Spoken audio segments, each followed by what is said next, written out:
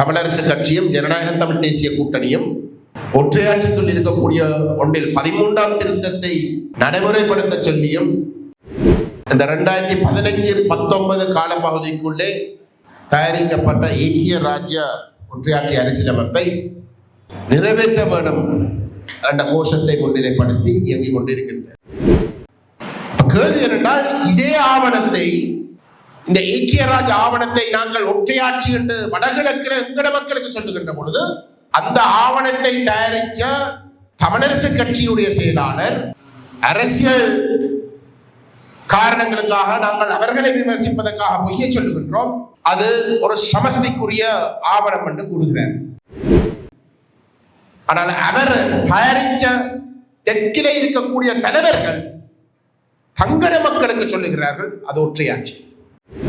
நான் உங்களிடம் கேட்கிறேன், தெற்கிலே இருக்கக்கூடிய சிங்கள தலைவர்கள் அனைவரும் தங்கட மக்களுக்கு இது ஒற்றையாட்சி என்று சொல்லி தங்கட மக்களை ஏமாத்தி சுமந்திரன் சொல்றதை போல ஒரு சமஸ்தி தீர்வை தமிழருக்கு கொடுக்கிறதுக்கான வாய்ப்பு கூடவா?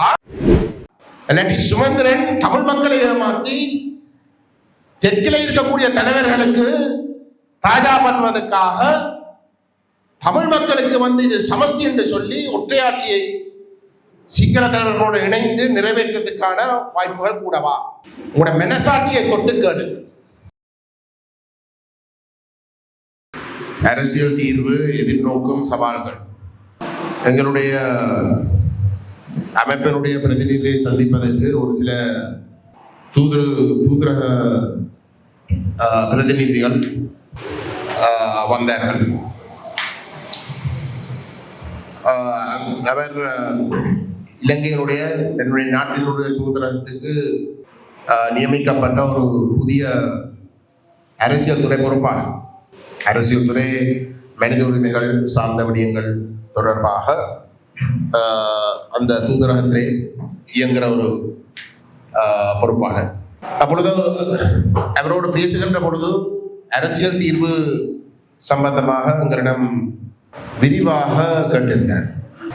நாங்கள் எங்களுடைய அமைப்பினுடைய பின்னணி, தமிழ் தேசிய பேரவை எந்த இடத்திலே இருந்து ஆரம்பித்தது, அதுக்கு முதல் தமிழ் தேசிய பேரவையினுடைய பங்காளி கட்சிகள் தொடர்பான வரலாறு, இவை எல்லாத்தையும் நாங்கள் விளங்கப்படுத்தி கொண்டு வருகின்ற பொழுது தமிழ் தேசிய பேரவைக்கும் ஏனைய தமிழ் தேசியம் என்ற அரங்கிலே இயங்கிக் கொண்டு இருக்கக்கூடிய கட்சிகளுக்கும் இடையிலே இருக்கக்கூடிய வித்தியாசத்தை, வேறுபாடை நாங்கள் தெளிவுபடுத்த வேண்டி வந்தோம். அந்த தெளிவுபடுத்தல் சுருக்கமாக சொன்னால், தமிழ் தேசிய பேரவை தமிழ் தேசம் அங்கீகரிக்கப்படுகின்ற, தமிழ் தேசத்துடைய தனித்துவமான இறமை அங்கீகரிக்கப்படுகின்ற, சுயநிர்ணய உரிமையை முழுமையாக அனுபவிக்கக்கூடிய ஒரு சமஷ்டி தீர்வை விட்டு கொடுக்காமல் வலியுறுத்துகின்றது. அந்த கோட்பாட்டில் இருந்து நாங்கள் சமரசம் செய்கிறதுக்கு தயாரில்லை.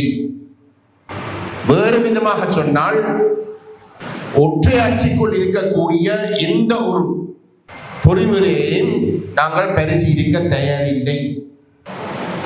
தமிழ் மக்களுடைய இனப்பிரச்சனை சார்ந்த தீர்வை நோக்கி பயணிப்பதாக இருந்தால் அது ஒற்றையாட்சிக்கு அப்பாற்பட்ட ஒரு சமஷ்டி தீர்வாக மட்டும்தான் அமையலாம்.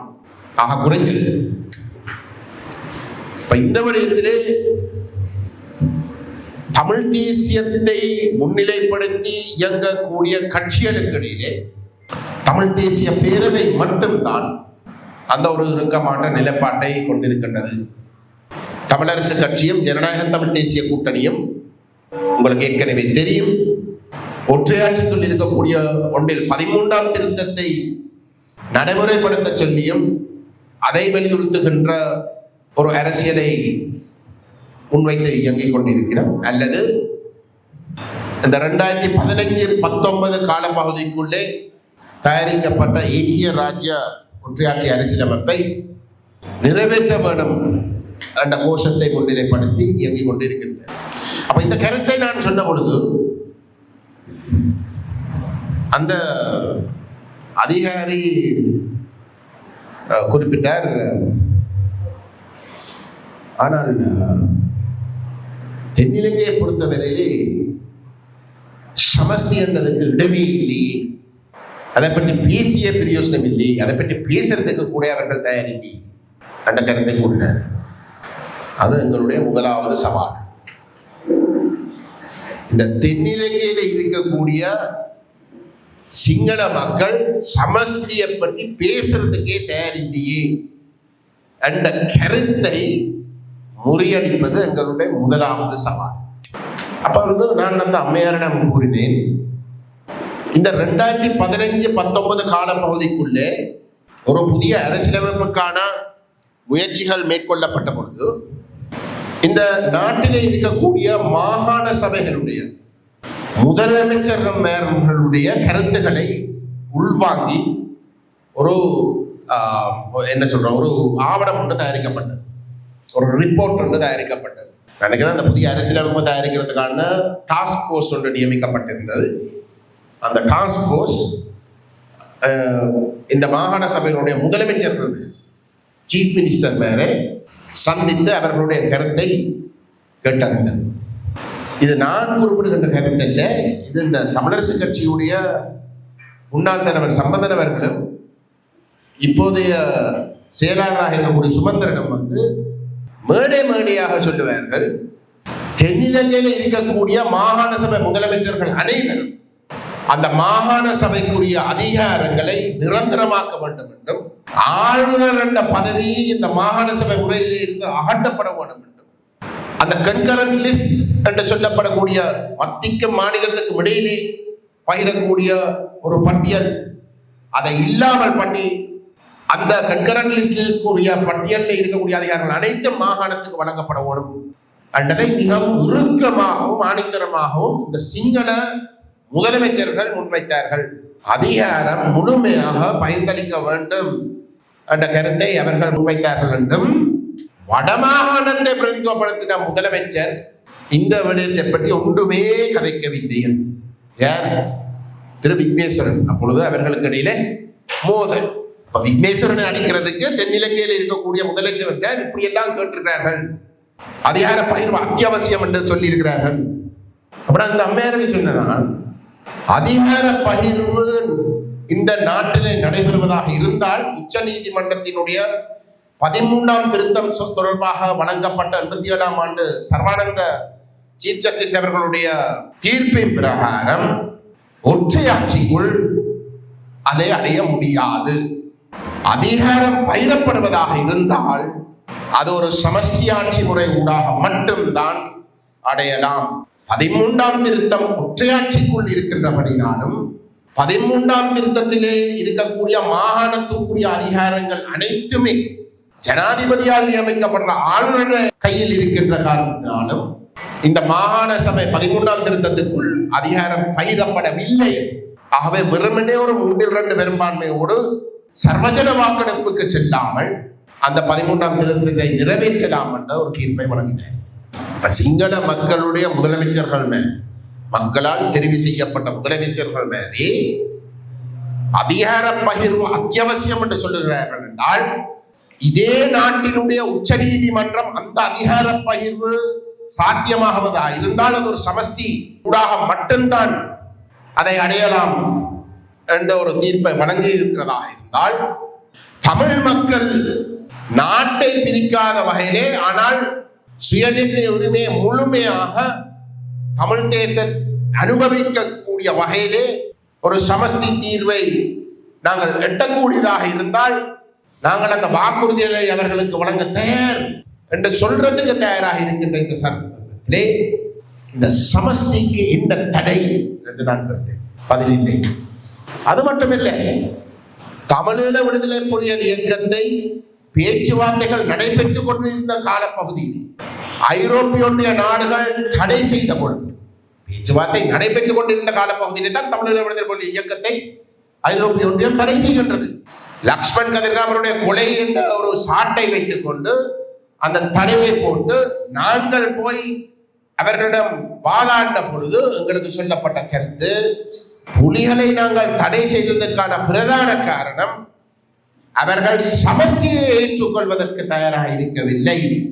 அவர்கள் பிடிவாதமாக ஒரு தனிநாட்டை நோக்கித்தான் பயணித்துக் கொண்டு இருந்தார்களே தவிர பேச்சுவார்த்தைகள் என்று வந்த பொழுது தெற்கு சமஷ்டியை கொடுக்கிறதுக்கு தயாராக இருந்த பொழுதும் கூட புலிகள் அந்த சமஷ்டி தீர்வை ஏற்றுக்கொண்ட மறுத்தபடியினால் அவர்கள் தடை செய்யப்பட்டு அவர்கள் இந்த படத்தில் இருந்து நீக்கப்பட வேண்டும் என்ற கருத்தை தான் நம்மிடம் கூறினார்.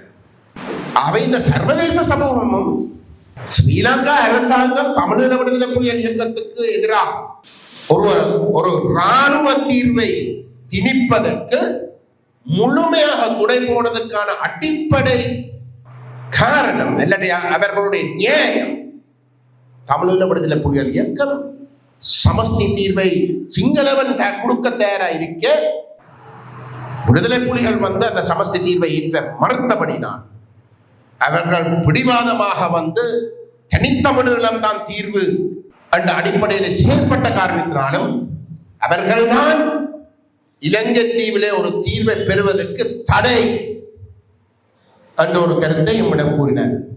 இன்றைக்கு தமிழீழ விடுதலை புலிகள் இயக்கம் இல்லை. தமிழீழ விடுதலை புலிகள் இயக்கம் அன்றைக்கு பேசின சமஷ்டிக்காக பேசின தரப்புகள் தான் தென்னிலங்கையில் இருக்கிறார். சமஷ்டியை தமிழீழ விடுதலை புலிகள் இயக்கத்தோட பேசின பொழுது கொடுக்கறதுக்கு தயார் என்று சொன்னவர்கள் தான் தென்னிலங்கையில் எல்லா இடத்திலும் இருக்கிறார். ஆட்சியிலேயோ எதிர்கட்சியிலேயோ அவர்கள் தான் அங்க இருக்கிறார். அதே போன்று இன்றைக்கு தமிழ் தேசிய அரங்கிலே இயங்கிக் கொண்டு இருக்கக்கூடிய அனைத்து கட்சிகளும் அதுக்கு நேர்மையாக இருக்கிறார்களோ இல்லையோ அது இரண்டாம் கட்டம். ஆனால் அனைத்து கட்சிகளும் தேர்தலிலே மக்கள் மட்டத்திலே சமஷ்டிக்கான ஆணையை பெறுவதற்காகத்தான் தங்களை முன்னிலைப்படுத்தினார். முன்னிலைப்படுத்துவது மட்டுமில்லை, அதை கூறி ஆணையம் பெற்றிருக்கிறார்கள். தமிழரசு கட்சிக்கு 8 பாராளுமன்ற உறுப்பினர்கள், தமிழ் தேசிய பேரவைக்கு 1, ஜனநாயக தமிழ் தேசிய கூட்டணிக்கு 1 என்றால் 10, தேசிய மக்கள் சக்திக்கு 8 என்றால் ஆணை தமிழ் தேசிய அரங்குக்கு தான் இருக்கின்றது. அவை சிங்கள தரப்பும் வந்து சமஷ்டி அதிகார பகிர்வு வேண்டும், அதிகார பகிர்வு வேண்டும். அவர்களுடைய நீதிமன்றமே சொல்லுது வந்து அந்த அதிகார பகிர்வு பெறுவதாக இருந்தால் சமஷ்டி ஊடாக மட்டும்தான் பெறலாம் என்று. சமஷ்டியை கோருவது பிரிவினவாதம் இல்லை என்ற ஒரு தீர்ப்பும் உச்ச நீதிமன்றம் வழங்கியிருக்கின்றது. தமிழ் தேசிய கூட்டமைப்புக்கு எதிராக ஒரு சிங்கள பேரினவாத தரப்பு ஒரு வழக்கு தாக்கல் செய்யப்பட்ட பொழுது தமிழ் தேசிய கூட்டமைப்பு சமஷ்டியை முன்னிலைப்படுத்தி செயற்படுகின்றதாகவும், சமஷ்டி என்றால் பிரிவினை, நாட்டை பிரிப்பதற்கான ஒரு இனவாத கொள்கை என்ற குற்றச்சாட்டை முன்வைத்த அந்த வழக்கு தாக்கல் செய்யப்பட்ட பொழுது ஸ்ரீலங்காவுடைய உச்ச நீதிமன்றம் வழங்கின தீர்ப்பு சமஷ்டியை தான் அவர்கள் வலியுறுத்தி ஆணை பெற்றிருக்கிறார்கள் என்றது உண்மை. ஆனால் சமஷ்டி பிரிவினைவாதம் அல்ல.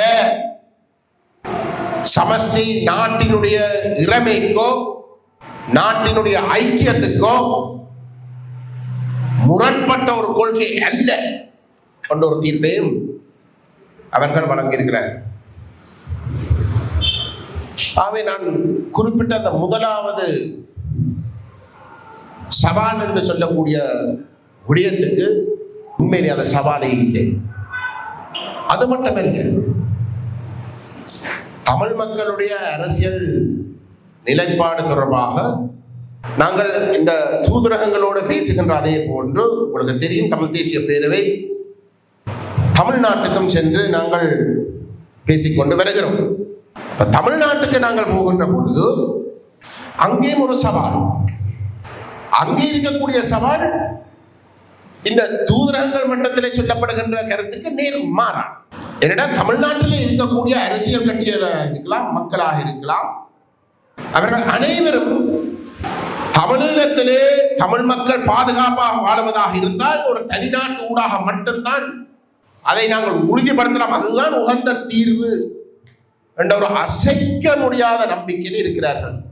அப்பொழுது அதே தாயக நிலப்பரப்பில் இருந்து நாங்கள் போகின்ற பொழுது ஏற்கனவே அங்கே இருக்கக்கூடிய கட்சிகள் தமிழ்நாட்டினுடைய சட்டசபையிலே ஏகமெனதாக தங்களுடைய கட்சி வேதங்கள், கட்சி வேறுபாடுகள், மோசமான மோதல்கள் இருந்தாலும் கூட ஈழத்தமிழர்களுடைய விவகாரத்தில் ஏகமனதா தமிழ்நாட்டு சட்டசபையிலே தனித்தமிழீழ கோட்பாட்டை வலியுறுத்தி, அதே போன்று இங்கு ஒரு இனப்படுகொலை நடைபெற்று இருப்பதாகவும் அதுக்கு ஒரு சர்வதேச குற்றவியல் விசாரணை அத்தியாவசியம் என்றும் அவர்கள் தீர்மானம் ஒன்றை நிறைவேற்றியிருக்கிறார்கள். நாங்கள் சென்று அவர்களோட பேசின பொழுது, நாங்கள் அந்த தனித்தமிழீழத்துக்கு மாற்றுடா தமிழ் தேசம் பாதுகாப்பாக இருக்கக்கூடிய ஒரு சமஷ்டி தீர்வை சுட்டிக்காட்டின பொழுது அது ஒரு விட்டு கொடுப்பா என்ற ஒரு கேள்வி அவர்களிடம் எங்களை நோக்கி வருகின்றது. ஆனால் அவர்களுக்கு தமிழ் தேசத்துடைய அத்திவேரம் தான் முக்கியம், தமிழ் தேசத்துடைய இருப்பு தான் முக்கியம். தமிழீழ விடுதலை புலிகள் இயக்கம் கூட தனித்தமிழீழத்தை உருவாக்குவதற்கு போராட்டத்தை நடத்தி கொண்டு இருந்தாலும் கூட பேச்சுவார்த்தைகள் வருகின்ற பொழுது அந்த பேச்சுவார்த்தைகளிலே தனிநாடு என்ற கோரிக்கைக்கு மாற்றீடாக தாங்கள் எதையும் பரிசீலிப்பதாக இருந்தால் அது தமிழ் தேசம் அங்கீகரிக்கப்படுகின்ற, தமிழ் தேசத்துடைய தனித்துவமான இறமை அங்கீகரிக்கின்ற சுயநிர்ணய உரிமை முழுமையாக அனுபவிக்கக்கூடிய சமஷ்டி தீர்வை தான் அவர்கள் பரிசீலிக்க தயார் என்பதை அவர்கள் தெளிவாக சொல்லியிருந்தார். அவை இன்றைக்கு தமிழ் தேசிய மக்களுடைய இனப்பிரச்சனைக்கு தீர்வு, அதாவது நாட்டை பிரிக்காமல் ஒரு தீர்வை எட்டுவதாக இருந்தால் அது தமிழ் தேசம் அங்கீகரிக்கப்படுகின்ற சமஷ்டி தீர்வு என்றதிலே மாற்று கருத்து இருக்க முடியாது. அந்த கோட்பாட்டுக்கு சவால்களாக இருப்பது என்னை பொறுத்தவரையிலே உண்மையிலே சவால்களே அல்ல. ஆனால் அந்த கோட்பாட்டுக்கு, அந்த தீர்வு யோசனைகளுக்கு நேர்மையாக பயணிக்க விரும்பாதவர்கள் போலி காரணங்களை காட்டி, ஏற்றுக்கொள்ள முடியாத காரணங்களை சுட்டிக்காட்டி எங்களுடைய அப்பாவி பொதுமக்களை ஒற்றையாட்சிக்குள் முடக்குவதற்கு சொல்லப்படுகின்ற கருத்துகளாக இருக்கின்றனே தவிர சவால்கள் அல்ல. நாங்கள் இன்னொரு விதம் சிந்தித்தால், உண்மையிலே இன்றைக்கு இதுக்கு முதல் திரு நிலாந்தன் அவர்களுடைய பேச்சிலையும் அவர் குறிப்பிட்டிருந்தார், இன்றைக்கு இலங்கை பொருளாதார ரீதியாக வங்குரோத்த நிலைமைக்கு விடுந்திருக்கின்றது. இலங்கையினுடைய பொருளாதாரம் ஏதோ ஒரு வகையில் எழும்புவதாக இருந்தால் வெளிநாட்டு முதலீடுகள் இல்லாமல் இலங்கையினுடைய பொருளாதாரத்தை கட்டியெழுப்ப முடியாது. அப்ப வெளிநாட்டு முதலீடுகள் என்று சொல்லுகின்ற பொழுது இன்றைக்கு யதார்த்தபூர்வமாக சிந்தித்தால் இலங்கைக்கு இருக்கக்கூடிய மிக முக்கியமான தெரிவு தமிழ்நாடு. ஒட்டுமொத்த இந்திய வல்லரசினுடைய பொருளாதாரத்திலேயே ஒரு மையமாக, ஒரு இதயமாக இன்றைக்கு தமிழ்நாடு உருவம் பெற்றிருக்கின்றது. இரண்டாம் இடத்தில் இருக்கின்றது. தனிய தமிழ்நாட்டு மட்டம் ஒரு ட்ரில்லியன் டாலர் எக்கானமியாக இன்றைக்கு கனவு கண்டு கொண்டிருக்கின்றது. அந்த அளவுக்கு ஒரு பெரிய ஒரு வல்லரசாகவே தமிழ்நாடு இருக்கின்ற பொழுது பொருளாதார ரீதியாக இலங்கையுடைய வளர்ச்சி பற்றி பேசுகின்றவர்களுக்கு நன்றாக தெரியும், தமிழ்நாட்டினுடைய அக்கறை இல்லாமல் இலங்கை பொருளாதார ரீதியாக ஸ்திரம் அடைய முடியாது. அது இன்றைக்கு தென்னிலங்கையில் இருக்கக்கூடிய வர்த்தகர்களுக்கு நன்றாக தெரியும்.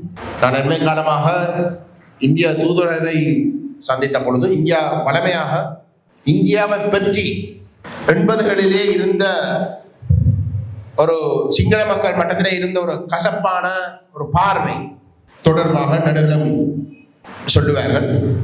அப்பொழுது இந்த வர்த்தகர்களுடைய கருத்துக்களை பற்றி நான் சுட்டி காட்டுகின்ற பொழுது அவர்கள் அதை ஏற்றுக்கொள்வர். இன்றைக்கு இந்தியா இலங்கைக்குள் மிகப்பெரிய அளவிலே வருகை தர வேண்டும், இந்தியாவுக்கு ஒரு மிகப்பெரிய ஒரு இடம் கொண்டு இலங்கைக்குள்ள கொண்டு வர வேண்டும், இலங்கையில் இருக்கக்கூடிய வர்த்தகர்கள் இந்தியாவோடு கைகோர்த்த வேண்டும் என்று வலியுறுத்துகின்ற ஒரு நிலைமைதான் வர்த்தக சமூக மட்டத்தில் இருக்கின்றது. இதே வர்த்தகர்கள் தான் கடந்த காலங்களில் மிகப்பெரிய இனவாதிகளாக தமிழர்களை துரத்தினார்கள், எம்மை காலமாக வந்து முஸ்லிம்களை துரத்தினார்கள். தங்களுடைய வர்த்தக பலத்தை இன்னும் தக்க வைப்பதற்கு அவர்கள் இந்தியாவை நோக்கி தங்களுடைய பார்வை இருக்கிறதாக இருந்தால் எந்த அளவுக்கு இந்தியாவும் அதுக்கு மேலாக குறிப்பாக தமிழ்நாடு ஒரு மிக பலமான ஒரு நிலையிலே தமிழ் மக்களுக்காக இங்கே இருக்கக்கூடிய ஈழத்தமிழர்களுடைய விவகாரங்களை கைக்கு எடுத்தால் எங்களுக்கு ஒரு பலத்தை கொடுக்கும் என்பதிலே நாங்கள் விளங்கிக் கொள்ளக்கூடியதாக இருக்கும். அவை எங்களை பொறுத்தவரையிலே தமிழ் மக்களுக்கு இருக்கக்கூடிய மிகப்பெரிய சவால் உண்மையிலே இந்த வெளித்தரப்புகளில் இருந்து வரக்கூடிய விமர்சனங்களோ ஐமிச்சங்களோ அல்லது அவர்களோட கருத்துகளோ அல்ல.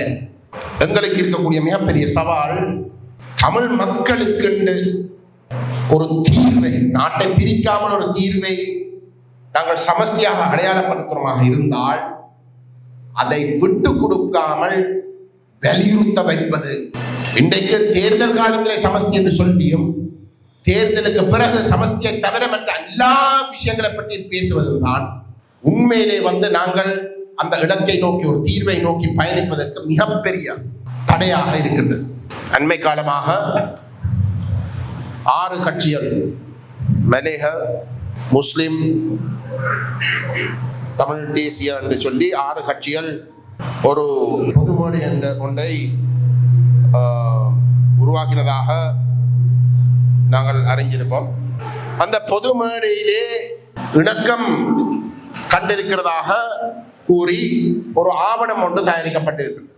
அந்த ஆவணம் பாராளுமன்ற உறுப்பினர் ஸ்ரீதரன் அவர்கள் தான் சார்ந்த கட்சி அவ்வாயிலே ஒரு பொது மேடையிலே பங்கெடுக்கிறதை பற்றி அறிந்த பொழுது, அவருக்கு சொல்லப்படவில்லை, அவர் ஊடகங்கள் ஊடாக அறிந்த பொழுது அதை பற்றி மலேக தலைவர் மனோ கணேசன் அவர்கள் அவரோட பேசின பொழுது, அப்போ ஸ்ரீதரன் அவர்கள் மனோ கணேசன் அவர்களுக்கு சொல்லியிருந்ததாம், எனக்கு இதை பற்றி ஒன்றும் தெரியாது, இதை பற்றி கட்சிக்குள்ளே ஒன்றும் பேசவும் இல்லை என்று சொன்ன இடத்துல வந்து மனோ கணேசன் அவருக்கு இந்த 6 கட்சிகளுக்கு இடையிலே இடம்பெற்றிருக்கின்ற ஒரு புரிந்துணர்வு உடைய வடிவம் ஒன்றை அனுப்பியிருந்தார். அந்த வடிவத்தை நான் பெற்றுக்கொண்டேன். அந்த வடிவத்திலே இப்படி சொல்லப்பட்டிருக்கு. அந்த வடிவம் 5 பக்கங்கள். 4வது பக்கத்திலே priority issues, முதன்மை விடயங்கள் என்ற அடிப்படையிலே 2வது விடயமாக சொல்லப்பட்டிருக்கிறது. Resumption of the constitutional reform process from the stage at which it was suspended following the publication of the interim constitutional report என்று சொல்லப்பட்டிருக்கின்றது. உங்களுக்கு தெரியும், தமிழ் தேசிய பேரவை தமிழரசு கட்சியினுடைய தலைமைத்துவத்துக்கு எதிராக முன்வைக்கின்ற ஒரு முக்கியமான விமர்சனம், தமிழ் தேசிய கூட்டமைப்பாக இயங்கின பொழுது இந்த அரசியலமைப்பு தயாரிக்கிற அந்த முயற்சியிலே ஈடுபட்டு அவர்களோட பூரண ஒத்துழைப்பை வழங்கி இறுதியிலே வெளிவந்த ஆவணம் வந்து ஒரு ஒற்றையாட்சி ஆவணம். அந்த ஐக்கிய ராஜ்யக்குரிய இடைக்கால அறிக்கை ஒரு ஒற்றையாட்சி அரசியலமைப்பு யோசனை. அந்த நேரம் ஆட்சியில் இல்லாவிட்டாலும் மஹிந்த ராஜபக்ச அனைவரும் சொன்னது அந்த வரவு வந்து ஒரு ஒற்றையாட்சி வரவு. சரித்திரத்தில் முதல் தடவையாக தமிழ் மக்களுடைய பெரும்பான்மையான வாக்கை பெற்று ஆணையை பெற்ற ஒரு கட்சி சரித்திரத்தில் முதல் தடவையாக ஒரு ஒற்றையாட்சி வரவை ஏற்றுக்கொள்வதற்கு தயாராக இருக்கிறார்கள். சம்பந்தன் அவர்கள் உயிரோடு இருக்கின்ற பொழுது அதை நாங்கள் நிறைவேற்ற வேண்டும், அவசரமாக நிறைவேற்ற வேண்டும் என்றுதான் கூறினார். கேள்வி என்னென்றால், இதே ஆவணத்தை, இந்த ஐக்கிய ராஜ் ஆவணத்தை நாங்கள் ஒற்றையாட்சி என்று வடகிழக்கில் எங்கட மக்களுக்கு சொல்லுகின்ற பொழுது அந்த ஆவணத்தை தயாரித்த தமிழரசு கட்சியுடைய செயலாளர் அதுக்கு பதிலாக சொல்வது, இல்லை நாங்கள் பொய் சொல்லுகின்றோம், அரசியல் காரணங்களுக்காக நாங்கள் அவர்களை விமர்சிப்பதற்காக பொய்யை சொல்லுகின்றோம், ஆனால் உண்மையிலே அது ஒரு சமஸ்திக்குரிய ஆவணம் என்று கூறுகிறார். ஆனால் அவர் தயாரித்த தெற்கிலே இருக்கக்கூடிய தலைவர்கள் தங்கட மக்களுக்கு சொல்லுகிறார்கள் அது ஒற்றையாட்சி. இப்ப நான் உங்களிடம் கேட்கிறேன், தெற்கிலே இருக்கக்கூடிய சிங்கள தலைவர்கள் அனைவரும் தங்கட மக்களுக்கு இது ஒற்றையாட்சி என்று சொல்லி தங்கட மக்களை ஏமாத்தி சுமந்திரன் சொல்றதை போல ஒரு சமஸ்தி தீர்வை தமிழருக்கு கொடுக்கிறதுக்கான வாய்ப்பு கூடவா? இல்லாட்டி சுமந்திரன் தமிழ் மக்களை ஏமாத்தி தெற்கில் இருக்கக்கூடிய தலைவர்களுக்கு தாஜா பண்ணுவதற்காக தமிழ் மக்களுக்கு இது சமஸ்தி என்று சொல்லி ஒற்றையாட்சியை சிங்கள தலைவர்களோடு இணைந்து நிறைவேற்றதுக்கான வாய்ப்புகள் கூடவா? உங்களோட மனசாட்சியை தொட்டு கேடு. இப்ப இதுதான் இந்த 6 கட்சிகள் இணைந்து ஜனாதிபதியோட வலியுறுத்த போகின்ற ஆவணம். அது மட்டுமில்லை, 13ஆம் திருத்தம் நடைமுறைப்படுத்த வேண்டும் என்றும் அவர்கள் அந்த 13 விடயங்களிலே ஒன்றாக வலியுறுத்தி இருக்கிறார்கள். தமிழ் மக்கள் 76 வருஷங்களுக்கு மேலாக தொடர்ச்சியாக ஆணை வழங்கின சமஸ்தியை பற்றி ஒரு வார்த்தை கூட அந்த ஆவணத்திலே பதிஞ்சதாக இல்லை. அப்ப தமிழ் மக்களுடைய பிரச்சனை தீர்க்கப்படுமா? தமிழ் மக்களுடைய பிரச்சனை தீர்க்கப்படுவதற்கு முதல் படி தமிழ் மக்கள் முதல்ல தங்களுக்கு என்ன வேணும் என்றதை வலியுறுத்துறது. எங்களுக்கு என்ன வேணும் என்றதை நாங்கள் முதல் சொல்லுவோமே, தெளிவாக சொல்லுவோம், ஒளிவு மறைவு இல்லாமல் சொல்ல வேண்டும். அப்ப நாங்கள் முதல் படியாகவே எங்களுக்கு தீர்வில்லாத மாறாக எங்களுடைய இனப்பிரச்சனைக்கே மூல காரணமாக இருக்கக்கூடிய ஒற்றையாட்சியை தான் நாங்களே கேட்கிறோமாக இருந்தால் எப்ப அந்த தீர்வை நோக்கி நாங்கள் பயணிப்பது? ஆகவே எங்களுடைய மக்கள் ஆழமாக சிந்திக்க வேண்டும். நாங்கள் ஒரு மிக முக்கியமான கட்டத்தில் இருக்கின்றோம். நான் நினைக்கிறேன் தமிழ் தேசிய பேரவை நாங்கள் எங்களுடைய மக்களை சந்திக்கின்ற ஒவ்வொரு சந்தர்ப்பத்திலையும் நாங்கள் சுட்டி காட்டுகின்ற விடயம், இந்த 2029ஆம் ஆண்டுக்கு முன்பு ஒரு புதிய அரசியலமைப்பு ஒன்று நிறைவேற்றப்படும். அந்த அரசியலமைப்பு நிறைவேற்றப்படுகின்ற பொழுது அதனுடைய முக்கியமான நோக்கம் தமிழ் மக்களுடைய ஆதரவோடு ஒற்றையாட்சி அரசியலமைப்பு ஒன்று நிறைவேற்றப்பட்டிருப்பதாக உலகத்துக்கு காட்டுவது. அதை நோக்கி பயணிப்பதற்கு இன்றைக்கு ஒரு அரசாங்கத்துக்கு 3/2 பெரும்பான்மை ஏற்கனவே இருக்கின்றது. அவை பாராளுமன்றத்தில் எந்த விதமான தடையும் இல்லாமல், இதுக்கு முதலில் அரசாங்கங்களுக்கு பாராளுமன்றத்தில் 3/2 பெரும்பான்மை இல்லை. அவை ஏதோ ஒரு வகையில தங்களுக்கு போட்டியாக கடுமையாக தங்களோட எதிர்த்து பயணிக்கின்ற தரப்புகளோடு ஒரு இணக்கப்பாடுக்கு வருவது இயலாத காரணமாக இருந்த காரணத்தினாலே அந்த அரசியலமைப்பு திருத்தங்கள் முன்னகர்த்தப்படவில்லை. ஆனால் இன்றைக்கு ஒரு கட்சி தனியே அந்த 3/2 பெரும்பான்மையை பெறுவதற்கான பாராளுமன்றத்திலே இருக்கக்கூடிய பலத்தை பெற்றிருக்கின்றார்கள். அவை பாராளுமன்றத்தில் இரவிரவாக அந்த புதிய அரசியலமைப்பை அவர்கள் நிறைவேற்றுவார்கள். 2ஆம் கட்டமாக ஒரு சர்வஜன வாக்கெடுப்புக்கு செல்ல வேண்டும், மக்களுடைய கருத்துகள் அறிய வேண்டும். அந்த சர்வஜன வாக்கெடுப்பு ஊடாக அந்த அரசியலமைப்பை மக்கள் ஏற்றுக்கொள்ளுகிறார்களா என்ற கேள்விக்கு ஒரு சர்வஜன வாக்கெடுப்பு ஊடாக ஒரு பதில் வர வேண்டும். 50% மக்கள் அந்த சர்வஜன வாக்கெடுப்பிலே ஆம் என்று வாக்களித்தால் மட்டும்தான் அந்த அரசியலமைப்பு முழுமையடையும். சிங்கள மக்களுக்கு 75% சனத்தொகை இருக்கின்ற இடத்திலே அந்த 50% பெறுவது அவர்கள் உறுதலை பட்சமாக ஒரு சர்வஜன வாக்கெடுப்பிலையும் கூட பெறலாம். கடந்த காலங்களிலேயும் 3 அரசியலமைப்புகள் நிறைவேற்றப்பட்டிருக்கின்றன. 3 தமிழ் மக்களுடைய ஆதரவோடு தமிழ் மக்களுடைய அங்கீகாரத்தோடு நிறைவேற்றப்படவில்லை. தமிழ் மக்கள் முற்றுமுழுதாக புறக்கணிக்கப்பட்டதால் அந்த அரசியலமைப்புகள் நிறைவேற்றப்பட்டது. ஆனாலும் தமிழ் மக்கள் அந்த அரசியலமைப்புகளை நிராகரித்தபடியினால்தான் இந்த நாடு சுதந்திரம் அடைந்து 76 வருஷங்களுக்கு பிறகு, போர் முடிந்த 17 வருஷம் முடிஞ்சதற்கு பிறகும் தீர்க்கப்பட வேண்டிய ஒரு இனப்பிரச்சனை பற்றி நாங்கள் பேசக்கூடியதாவது இருக்கின்றது. சர்வதேசம் ஸ்ரீலங்கா சிங்கள தலைவர்களுக்கு சொல்ற விடயம், நீங்கள் என்றைக்கு தமிழ் மக்களுடைய ஆதரவோடு ஒரு அரசியலமைப்பை நிறைவேற்றீங்களோ அன்றைக்குத்தான் தமிழ் மக்களுடைய இனப்பிரச்சனை தீர்க்கப்பட்டதாக நாங்கள் கருத தயாராக இருக்கின்றோம். ஆகவே தமிழ் மக்களுடைய பெரும்பான்மையான ஆதரவு பாராளுமன்றத்திலேயும் ஒரு சர்வஜன வாக்கெடுப்பிலையும் அத்தியாவசியம்.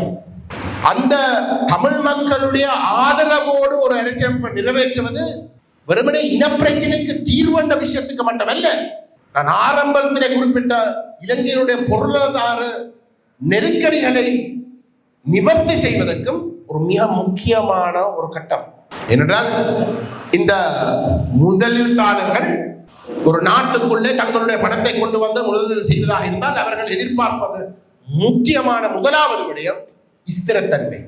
தாங்கள் இந்த காசை கொண்டு இலங்கைக்கு வந்து முதலீடு செய்ததுக்கு பிறகு இங்க ஒரு யுத்தம் படித்து அந்த முதலீட்டுக்குரிய முயற்சிகள் அனைத்தும் தோல்வி அடைவது அவர்கள் ஏற்றுக்கொள்ளக்கூடிய ஒரு விஷயம் அல்ல. அவ்வகையான ஒரு சவால் இருக்கின்ற இல்லாட்டி ஒரு ஆபத்து இருக்கக்கூடிய ஒரு இடத்துக்கு அவர்கள் கஷ்டப்பட்டு உழைச்ச அந்த காசை அவர்கள் கொண்டு வந்து இங்க முதலீடு செய்ய மாட்டார்கள். அதுக்கு முன்னாடி இந்தியாவுக்கு போகலாம். இந்தியா வளர்ந்து கொண்டு வருகின்ற ஒரு நல்ல அரசு. இலங்கை வந்து பொருளாதாரத்தில் முகக்குப்புறமாக விழுந்திருக்கின்ற ஒரு சிறிய தீவு. இலங்கைக்கு வருவதாக இருந்தால், இந்தியாவை விட்டு இலங்கைக்கு வருவதாக இருந்தால் ஆக குறைஞ்சது ஒரு ஸ்திரத்தன்மையாவது இருக்கிறதை அவர்கள் எதிர்பார்ப்பார். தமிழ் மக்களுடைய இனப்பிரச்சனை தீர்க்காமல் அந்த ஸ்திரத்தன்மையை உறுதிப்படுத்த முடியாது. அவை தமிழ் மக்களை எப்படி என்றாலும் ஒரு தீர்வுக்கு கொண்டு வந்து இணங்க வைக்கிறது சிங்களவர்களுக்கு அத்தியாவசியம். அந்த இடத்துல தான் இன்றைக்கு தமிழ் மக்கள் பேரம் பேசக்கூடிய ஒரு இடத்துல இருக்கிறோம் என்ற கருத்தை நாங்கள் வெளியிட்டுக் கொண்டு வருகிறோம். சிங்கள மக்கள் அல்லது சிங்கள கட்சிகள் சமஷ்டியை வழங்குவதற்கு எடுத்தெடுப்புக்கு விரும்பாவிட்டாலும் தமிழ் தேசம் அந்த விடயத்தில் இறுக்கமாக இருந்தால் நாங்கள் ஒரு நியாயமான அடிப்படையிலே உலகத்திலே இருக்கக்கூடிய முன்னேறின நாடுகள் தங்களுடைய சொந்த அரசியலமைப்பாக வைத்திருக்கக்கூடிய கனடா போன்ற நாடுகளுடைய அரசியலமைப்பை நாங்கள் முன்னுதாரணமாக வைத்து எங்களுடைய இந்த பிரச்சனைக்கும் அவ்வகையான ஒரு தீர்வு தான் பொருந்தும் என்று ஒரு யோசனையை நாங்கள் அனைவருமாக இணைந்து முன்வைப்பதாக இருந்தால் அதை நிராகரிப்பது என்பது மிகவும் கடினமான விடயம். அந்த நியாயமான தீர்வை நிராகரிப்பதாக இருந்தால் அது இன்னும் தமிழ் மக்களுடைய வட்டுக்கோட்டை தீர்மானத்துக்கு நியாயத்தை செய்கிற ஒரு விஷயமா தான் மாறும். ஆகவே எல்லா கோணத்திலையும் இன்றைக்கு எங்களுக்கு சவாலாக இருப்பது தெற்கிலே இருக்கக்கூடிய கருத்தோ சர்வதேச மட்டத்தில் இருக்கக்கூடிய கருத்தோ அல்ல. எங்களுக்கு சவாலாக இருப்பது எங்களுக்கு இடையிலே நாங்கள் நேர்மையாக எங்களுடைய மக்களுடைய அரசியல் அபிலாஷைகளை முழுமையாக பூர்த்தி செய்யக்கூடிய தீர்வை வலியுறுத்தாமல் இருப்பது, விட்டு கொடுக்காமல் வலியுறுத்தாமல் இருப்பதுதான் எங்களுக்கு இருக்கக்கூடிய மிக பெரிய சவால். அந்த சவாலை நாங்கள் சரிப்படுத்துவதாக இருந்தால், அதை வெற்றிகரமாக நாங்கள் கையாளுவதாக இருந்தால் மக்கள் விழிப்புணர்வு அடையணும். மக்கள் விழிப்புணர்வு அடைந்து மெட்ட நாடுகளிலே ஐங்கரநேசன் அண்ணனும் நிலாந்தரனும் இந்தியாவில வந்து புரட்சியாளை பற்றி வந்து இன்றைக்கு பேசினேன். தென்னிலங்கையில வந்து புரட்சி நடந்த 2 வருஷத்துக்கு முன்னாள் தமிழ் மக்கள் புரட்சியிலே இருந்தவர்கள், புரட்சியை ஆதரித்தவர்கள், அதால தியாகங்கள் செய்தவர்கள். எங்களுடைய மக்கள் இன்றைக்கு செய்ய வேண்டிய நேரத்தில் அந்த ஒரு பணியை செய்யாமல் இருப்பதுதான் நான் நினைக்கிறேன் நாங்கள் எங்களையே திருத்திக் கொள்ள வேண்டிய ஒரு விடயமாக இருக்கும் என்று சொல்லி இந்த வாய்ப்பை தந்தமைக்காக நன்றி கூறி விடைபெறுகிறேன்.